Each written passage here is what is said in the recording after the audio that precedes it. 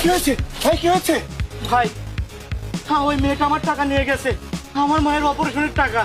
ভাই আপনি যান না, মেয়েটাকে ধরে আমার টাকা নিয়ে আসেন না। আচ্ছা আচ্ছা ভাই, আপনি এখানে থাকেন, আমি দেখছি। আমার কাজ হয়ে গিয়েছে। হ্যাঁ আমি আসছি, তোমরা চলে আসো। আচ্ছা ঠিক আছে। আরে না না, আমার দেরি হবে না, তোমরা চলে আসো। এ আপু, আপনার ব্যাগ থেকে একজন টাকা নিয়ে চলে গেল, আপনি বুঝতে পারেননি?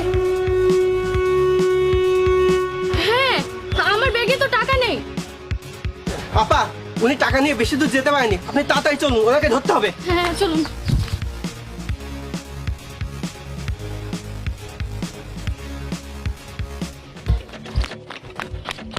দাঁড়ান।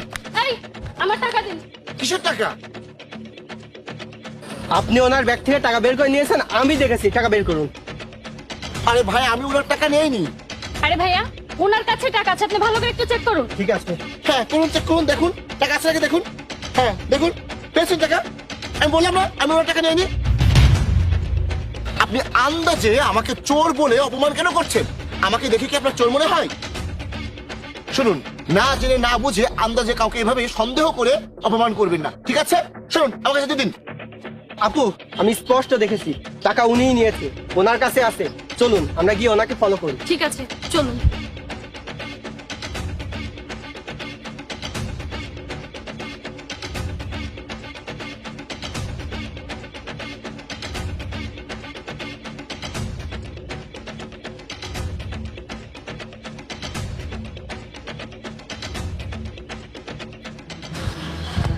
আরে ভাই, আপনি এখনো বসে আছেন?